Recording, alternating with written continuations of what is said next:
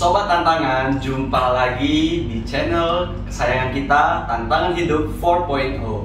Nah, kali ini kita akan mengedukasi seputar COVID-19. Hari ini sudah kedatangan tamu spesial sebagai COVID survivor, yaitu Pak Musa Chandra. Iya. Halo Pak. Halo, apa kabar? Baik. Sehat selalu. Sehat selalu. Dan Mami Aisyah. Nah, kita berdua ini sebagai awam, banyak sekali ya pertanyaannya Mi ya mengenai COVID ini, karena banyak sekali loh di tengah-tengah masyarakat ini simpang siur, terus juga salah kaprah berita-berita yang kita dapatkan ya. Bingung juga ya. Betul, kita bingung. Emak-emak. Terutama mama. Oke, jadi Mami Aisyah mau wakili mama ya. Oke. Nah, kita langsung aja nih ke Pak Musa Chandra. Pak, pengalamannya bagaimana itu Pak? Akhirnya bisa sembuh dari COVID. Ya. Saat ini memang COVID itu sudah berjalan mulai dari tahun lalu sampai saat ini sudah hampir 1,5 tahun. Waktu di awal Februari, saya itu ada bintik-bintik di tangan, dan saya ke dokter, oh itu campak palsu katanya. Jadi ya udah minum obat.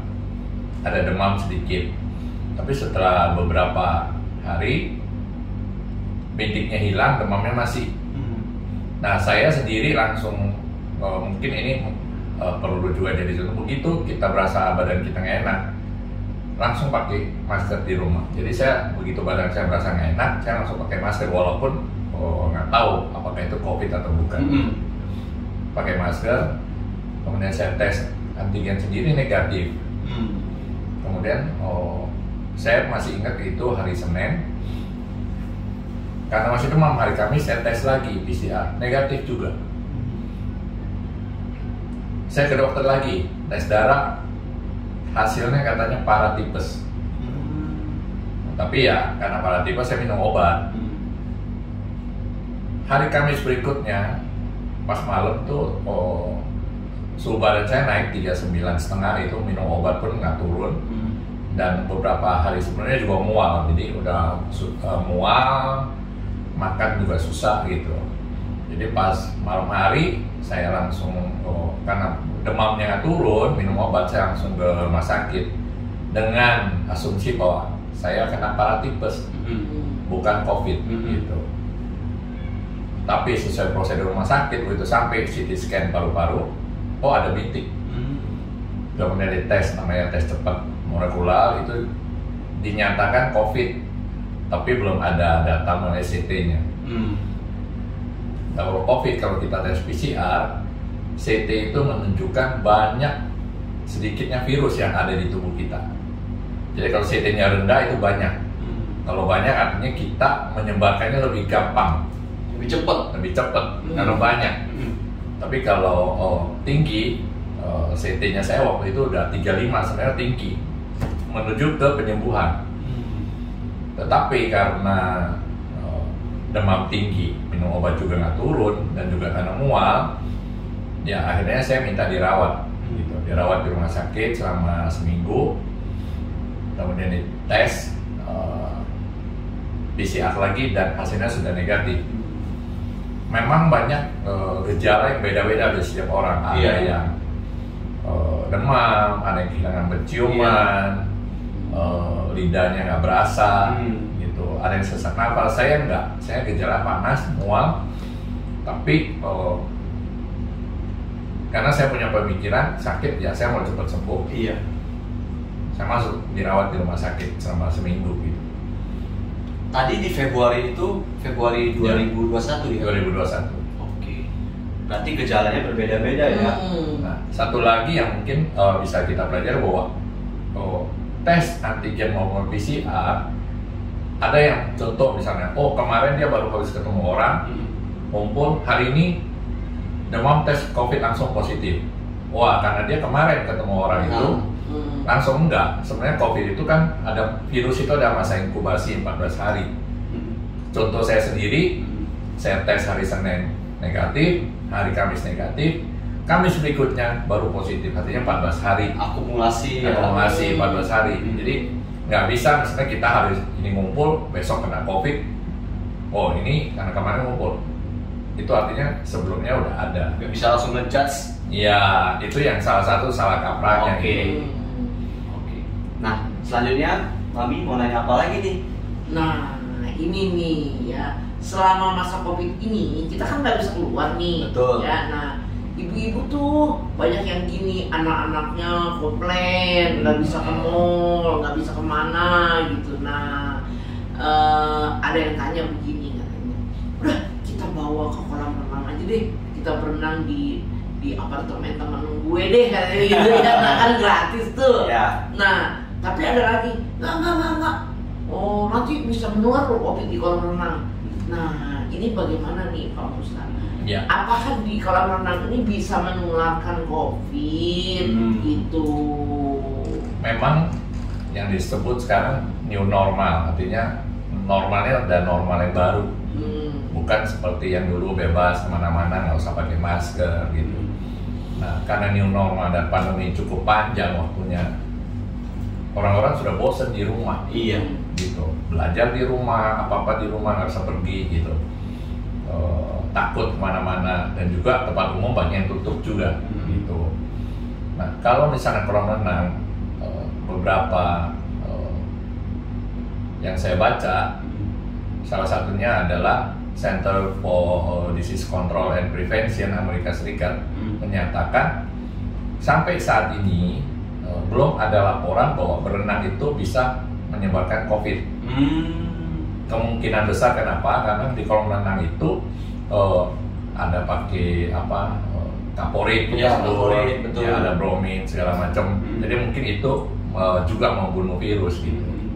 Walaupun secara logika kan kita pikir kalau berenang kita terjangkit COVID, OTG kita nggak tahu, kita berenang, air liur juga keluar, ini kan yang lain. Betul. Tapi karena ada kaporit segala macam, klorin, jadi ya belum ada laporan dan penelitian menyatakan bahwa COVID itu kemungkinan besar bisa menyebar di kolam renang. Itu walaupun kemungkinan semua ada aja, tapi yang laporan secara resmi dan penelitiannya belum. Berarti tetap waspada. Tetap waspada, tetap ya. waspada. Artinya berenang nggak mungkin pakai masker. Iya.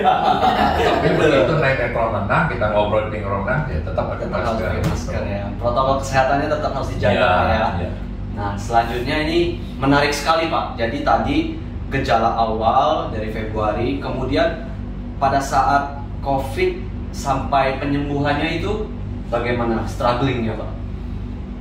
Yang paling nggak enak adalah isolasi. Artinya kita nggak bisa ketemu siapa-siapa.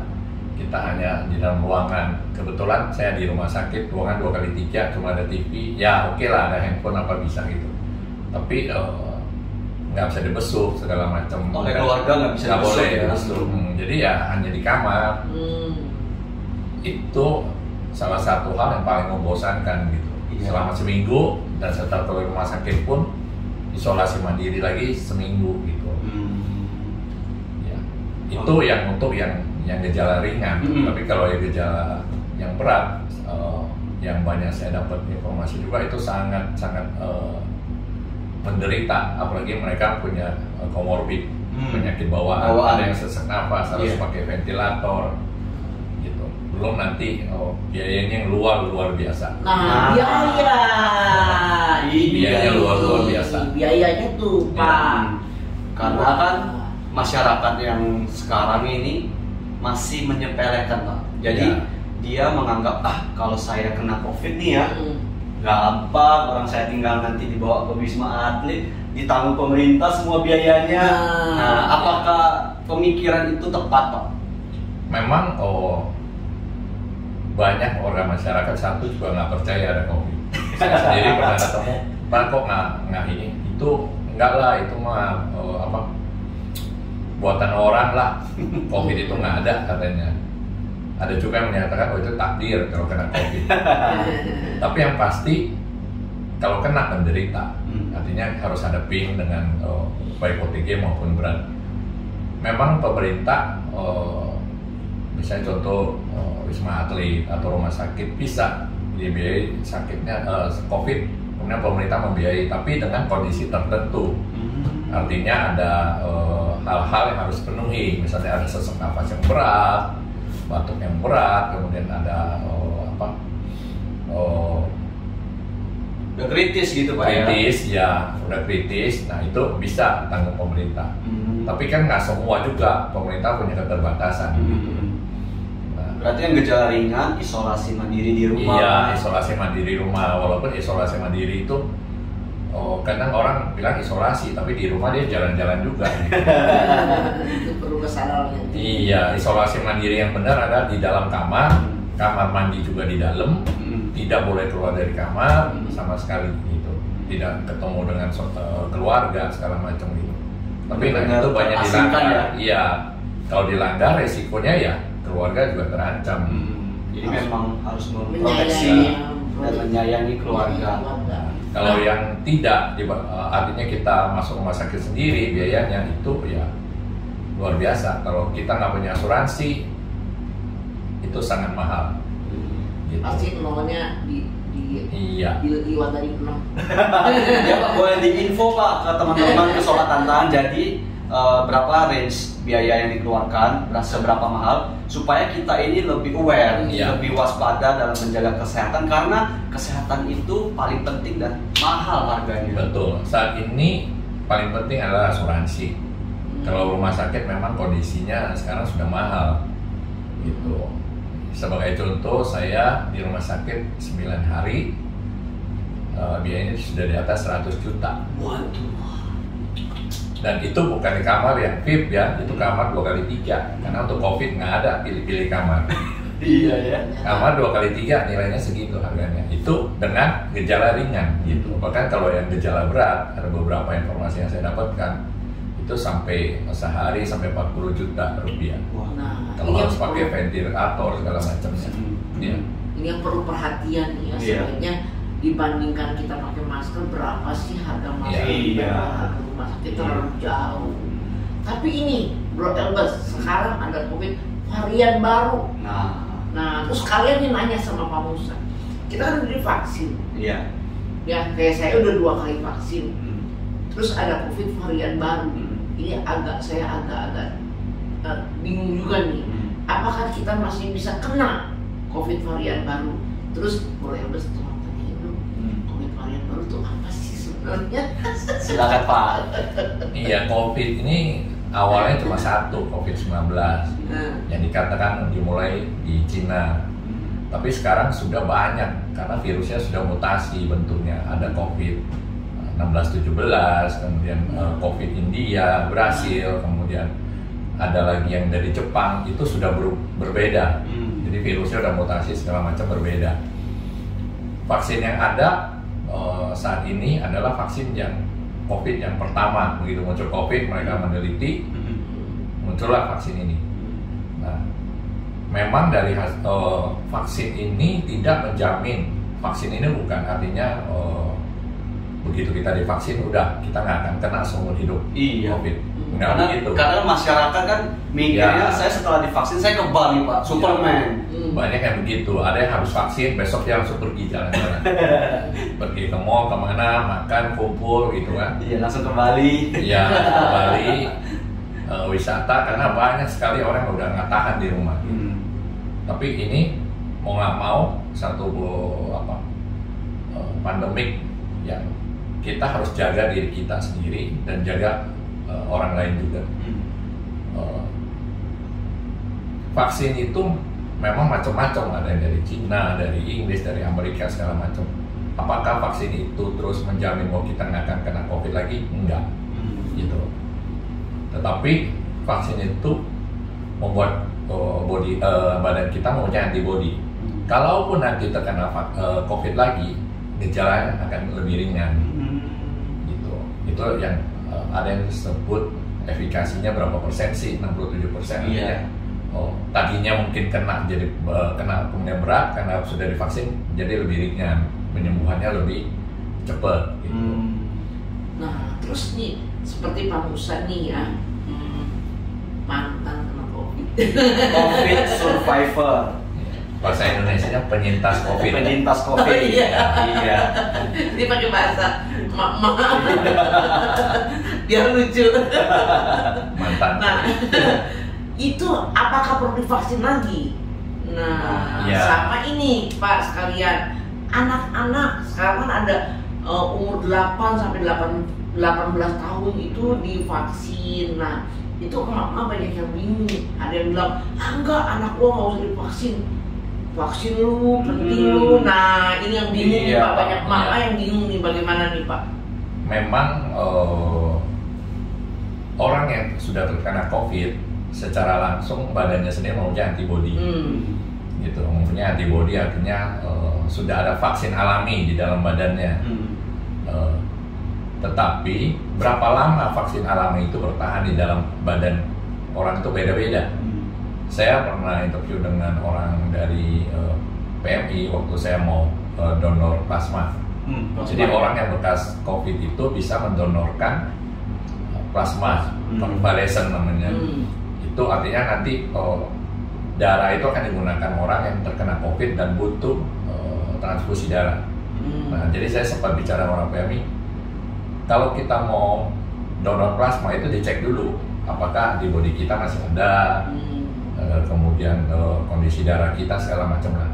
Berdasarkan pengalaman mereka, ada yang hilangnya seminggu udah hilang antibodinya, tapi ada yang bertahan 3 bulan. Saya sendiri setelah sebulan dinyatakan negatif, saya cek antibodi saya itu ada 173 sekian gitu. Berapa lama sih antibodi ini bisa bertahan? Belum ada data yang jelas menunjukkan kalau COVID ini antibodi akan bertahan sekian lama, kalau COVID ini antibodi bertahan sekian lama. Itu belum ada hasil penelitiannya. Termasuk vaksin yang sekarang orang lakukan vaksin. Berapa lama tahan vaksinnya? Belum ada. Iya. Karena kan baru mulai, seperti di Indonesia baru 6 bulan. Baru mulai beberapa bulan lah. Gitu. Jadi belum ada secara resmi menyatakan vaksin ini bertahannya sekian lama. Untuk orang yang COVID survivor, ada yang pernah terkena COVID, secara vaksinasi, kalau dia udah 3 bulan negatif itu boleh divaksin. Gitu. Saya sendiri udah lewat 3 bulan, saya sudah saat ini udah vaksin yang pertama gitu. Nah, vaksin juga macam-macam. Saat ini memang yang diperbolehkan adalah umur 18 ke atas. 18 ke atas. Yang vaksin yang sudah ditemukan saat ini adalah umur 18 ke atas. Nah, sekarang mulai ada di China ada pembahasan mengenai vaksin untuk anak kecil. Gitu. Dan sepertinya mereka ada yang memulai umur 12 sampai 18 boleh divaksin. Gitu. Kemudian ada yang sedang diteliti 3 sampai 18 boleh divaksin gitu. Tapi ini belum dilakukan secara umum. Jadi di negara lain pun belum. Yang setahu saya di Cina sekarang sudah mulai dicoba yaitu vaksin 12 sampai 18, tapi itu masih dalam tahap percobaan. Gitu. Sebenarnya COVID itu semua kalau kita lakukan prosedur kesehatan yang kuat, kemudian kalau seperti anak-anak mereka masih muda, daya tahan tubuh masih kuat. Gitu. Jadi selama prokes itu dijalankan, ya mungkin ya akan lebih aman sih, lebih aman. Tapi yang pasti bahwa vaksin itu nggak menjamin kita tidak akan terkena lagi. Gitu. Nah, sobat tantangan, bagi yang ada pertanyaan boleh tulis di kolom komentar karena banyak sekali ya simpang siur dan keresahan-keresahan dari masyarakat. Ini kebetulan sudah ada penyintas COVID. Nah, itu pemulihannya Pak waktu itu selain makanan yang bergizi, kita juga pasti butuh yang namanya vitamin D. Nah, ini masih banyak belum kepastian juga Pak. Kalau misalnya kita mau berjemur, itu range waktu yang tepat itu jam berapa sampai jam berapa sih? Iya. Untuk penyembuhan COVID terutama adalah vitamin C, vitamin D, kemudian zinc. Itu kalau kita di rumah sakit diobati, yaitu vitamin itu penting sebenarnya karena kalau badan kita kuat, imun kita kuat dengan vitamin, maka akan cepat recovery-nya. Gitu. Nah, soal jemur matahari untuk vitamin D, memang banyak pakar yang menyatakan ada yang jam 7 sampai jam 9, ada yang menyatakan dari jam 10 sampai jam 12. Iya. Ada juga jam 12 sampai jam 4. Itu macam-macam ininya apa? Macam-macam pendapatnya gitu. Tapi setahu saya terakhir yang pernah saya dapatkan dari seorang dokter tulang terkenal juga menyatakan bahwa jam 10 sampai jam 12 yang bagus. Karena yang jam 7 sampai jam 9 itu gelombangnya pendek dan itu malah bisa menyebabkan kanker kulit dan lain-lain. Tapi sebenarnya adalah satu lagi mengenai vitamin D, bahwa vitamin D yang bisa diserap oleh badan karena kita menjemur matahari itu sangat kecil. Itu sangat kecil sekali. Jadi maka harus ditambah dengan suplemen. Oke. Itu sangat kecil sekali walaupun kita di tempat yang tropis ya. Mataharinya banyak, itu sangat kecil kan. Nah, seperti itu berarti orang. Iya. Nah, nih Bro Elber, tadi COVID itu kan jadi belum punah nih ceritanya nih ya, dan akan punah apa enggak kita masih nggak tahu ya. Nah, untuk anak-anak yang sekolah, nah ini kan udah bulan depan udah mulai sekolah nih. Nah, udah ada yang setuju tatap muka karena ngajar anak di rumah itu bukan main loh ya. Nah, udahlah cepet-cepet tatap muka lah. Tapi ada juga emak-emak yang masih belum percaya. Nah, bagaimana sebaiknya ini, Pak? Ya, ini pendapat saya pribadi bahwa memang belajar di rumah itu juga banyak negatifnya. Bahwa selain dia supaya nggak kena COVID lah kasarnya kan, nggak ke sekolah, nggak ngumpul gitu. Iya. Tapi banyak juga kelemahannya bahwa anak itu jadi socialize, tidak bersosialisasi karena di depan komputer gitu. Mata rusak juga di depan komputer, tidak bergaul dengan teman-teman, bisa main misalnya, bisa main bola segala macam di sekolah gitu, bisa berkumpul sama teman-temannya, sehingga itu juga jenuh. Juga banyak karena belajar di rumah yang kerjain PR orang tuanya. Nah, anaknya juga lama-lama kasarnya jadi bodoh, yang lebih pintar, yang pintar ibu bapaknya. Nah, memang sih kalau ini berjalan terus juga ya, anak itu juga punya pengaruh yang negatif juga, sehingga mungkin pemerintah melihat perkembangan COVID ini sudah semakin vaksinasi semakin banyak, mungkin udah bisa dikendalikan gitu, sehingga ditentukan untuk masuk sekolah gitu. Memang ada plus minus gitu. Kalau untuk anak-anak kecil, anak-anak TK, anak-anak SD masih mungkin kasarnya susah diatur. Iya. Di sekolah, masker kamu bagus ya, coba dong pinjam, buka gitu. Tuker. Ya, tuker. Tidak jaga jarak, Iya. gitu kan. Nah, namanya guru juga, kan nggak bisa setiap saat ngeliatin gitu. Satu persatu. Jadi ya, kalaupun itu harus masuk sekolah, mungkin harus dibuat sistem yang jelas. Misalnya, satu kelas biasanya 24 orang, ini jadi 12 orang. Gitu, gantian masuknya. Jadi waktu belajar yang 12 orang di sekolah, secara online juga yang tidak di sekolah juga belajar. Jadi sama-sama setengahnya di rumah online, yang setengahnya di sekolah. Nanti besok langsung. Iya, besok ganti lagi. Besok yang tadi di rumah jadi sekolah. Gitu. Tapi memang ya sekolah juga namanya protokol kesehatan harus diingatkan terus menerus. Iya, terus menerus. Ya. Dan orang tua juga wajib mengingatkan anak-anaknya. Cuma kalau untuk anak-anak yang masih TK, playgroup, menurut saya agak resiko. Rawan, Pak ya. Agak resiko gitu, karena mereka secara ini belum ngerti ya, belum ngerti. Ya. Tapi semua itu ada plus minus. Gitu. Mau nggak mau juga harus belajar, namanya new normal. Itulah new normal gitu, normal. Tapi yang cara baru. Iya. Nah, butuh pengawasan yang ketat berarti Bro Betul. ya. Dari orang tua ya. Iya, karena ada kejadian begini ya.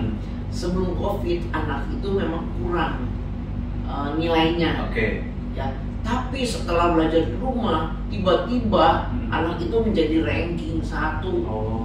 Nah, ini yang ngerjain soalnya ini benar-benar susah. Iya. Guru-guru kaget Iya. nih ya. Nah, ada yang tadinya memang pinter, setelah belajar di rumah jadi turun. Nah, ini perlunya pengawasan dan perlunya kesadaran dan kerjasama orang tua dengan pihak sekolah yang bisa bagus untuk bersinergi. Bagaimana caranya? Itu Bro Elbert. Selanjutnya nih Pak, Ya. banyak sekali kan macam-macam vaksin yang ada di Indonesia, di negara kita ini. Itu kan pemerintah pasti mau mencapai namanya herd immunity, ya kan? Dari community. Nah, Community. iya. Ya. Nah, itu berapa persen dan harus berapa banyak yang divaksin dari total seluruh penduduk kita, Pak? Kemudian dari semua vaksin itu mana yang paling bagus, Pak? Semua vaksin itu pasti ada plus minusnya. Karena seperti obat yang sama diminum oleh orang yang berbeda, hasilnya bisa berbeda. Karena kan badan manusia beda-beda. Iya. Imunitasnya berbeda, kondisi tubuhnya berbeda, tekanan darahnya berbeda. Apakah yang divaksin itu ada masalah dengan penyakit sebelumnya dan lain-lain. Jadi hasilnya juga berbeda-beda. Gitu. Jadi ya, vaksin A, vaksin B, vaksin C itu pasti punya plus minus. Memang ada vaksin tertentu yang efek sampingnya nggak berasa, biasa aja. Tapi ada yang habis divaksin demam. Iya. Apakah itu jelek? Ya enggak juga. Gitu. Toh kan dari sekian merek itu di seluruh dunia sudah divaksin berapa ratus juta orang atau Bahkan miliar, Pak ya. Ya miliar orang. Iya. Ya, ada orang yang bilang, oh habis vaksinnya meninggal. Apakah meninggal karena vaksinnya? Iya. Atau misalnya ada orang yang divaksin, contoh ada vaksin tertentu yang nggak boleh, misalnya darah tinggi nggak boleh, diabetes nggak boleh, ginjal nggak boleh, autoimun nggak boleh. Tapi orang ini divaksin dia nggak tahu kalau dia punya sakit itu karena dia nggak pernah cek, nggak pernah apa kan. Ada Iya. sakitnya yang nggak ada, divaksin terus ada masalah gitu. Jadi ya mungkin kita nggak bisa menjudge ini vaksinnya Kesalahan vaksin. iya gitu. Jadi ya semua vaksin tuh kita harus berpikir positif loh. Semua vaksin itu bagus lah. Gitu. Nah, berarti dari untuk mencapai herd immunity itu Pak, itu harus sampai berapa persen? Kalau nggak salah apa 50% separuh Iya. penduduk dari Indonesia? Yang disebut herd community itu sebenarnya adalah kalau sebagian besar sekitar 60% dari Indonesia itu sudah divaksin, sehingga penularannya itu berkurang gitu. Semakin lama semakin berkurang sehingga akhirnya jadi yang terkena itu juga semakin dikit gitu. Kecil ya. Karena yang sudah divaksin itu diharapkan tidak menyebarkan. Betul. Gitu. Kalau 60% orang yang divaksin itu sudah kondisi lebih baik dan dia nggak menyebarkan, artinya ya secara umum udah terbentuk gitu. Terbentuk ya. Kekebalan bersama gitu ya. Kekebalan bersamanya karena sebagian besar vaksin dan dia nggak menularkan gitu. Tapi ya namanya protokol kesehatan tetap, mau sampai kapan kita bisa lepas masker? Iya. Kita nggak tahu karena ada negara tertentu yang sekarang sudah bisa melepaskan masker. Di Cina sudah bisa tanpa masker. Oke. Boleh kumpul-kumpul. Tapi apakah terus aman? Ya kita belum tahu. Ya. Gimana? Ada pertanyaan apa lagi nih? Ya kan, Bi? Nah, jadi COVID ini kita nggak tahu kapan berakhir. Kapan berakhir kita belum tahu. Jadi nggak usah pusing kapan berakhirnya, tapi tetap jaga prokes ya. Nah, para sobat tantangan, kalau kita masih melihat banyak orang yang tidak memakai masker di perjalanan gitu ya. Nah, ini kita perlu juga kalau memperingati satu-satu saya rasa agak sulit ya. Iya. Tapi yang saya lakukan seperti ini, Bro. Ketika saya ke pasar misalnya belanja ya, yang jualan tidak memakai masker, saya bilang, Bapak, Ibu, maskernya pakai dong. Ah, nggak usah lah, oh maaf Pak ya, saya tidak beli dulu. Iya. Tapi kalau dia pakai maskernya, Iya. saya lanjutin belanja. Itu loh, itu saya dong. Iya, karena saling menjaga. Seperti itu. Satu sama lain. Nah, seperti itu bro. Jadi dengan cara begitu mungkin yang bisa sedikit banyak kita membantu kepada orang yang belum menyadari sepenuhnya loh tentang COVID ini masih ada ya, dan pemakaian masker itu sangat perlu untuk menjaga sesama seperti itu. Baik. Nah, selanjutnya nih Pak, kita kan tahu di negara India itu sudah kecolongan ya kan, sampai mereka kewalahan. Nah, supaya negara kita, negara Indonesia tidak kejadian yang sama dengan negara India itu, apa aja Pak yang harus dilakukan selain tetap prokes, menjaga protokol kesehatan? Sebenarnya pemerintah Indonesia juga cukup bagus. Misalnya waktu ada hari libur Kejepit, biasa orang sudah sekian lama nggak bisa pergi, akhirnya mereka pergi berkumpul, macet, kemudian rame-rame, dan itu kan salah satu yang paling ditakutkan menyebarkan COVID. Kalau India itu karena ada acara keagamaan, mereka begitu banyak orang berkumpul, kemudian terkena, akhirnya menyebar kemana-mana, dan sampai mereka kewalahan nggak bisa menangani COVID itu. Nah, jadi kita masing-masing diri itu harus mengerti bahwa dilarang pergi, dilarang berkumpul, harus pakai masker, harus cuci tangan, itu bukan untuk orang lain, tapi untuk kita sendiri. Gitu. Kita pakai masker itu bukan karena pemerintah melakukan razia baru kita pakai, itu diri kita sendiri. Kita pakai, kita aman. Kalau ada orang yang terkena COVID, kita nggak tahu, kalau OTG kan nggak ada gejala, kita aman. Kita juga nggak tahu kalau kita sebenarnya sudah terkena COVID, tapi OTG. Kalau kita masker, kita juga nggak menyebarkan ke orang lain. Jadi saling menjaga gitu. Nah, banyak orang yang salah atau bandel gitu, enggak, saya nggak mau pakai masker.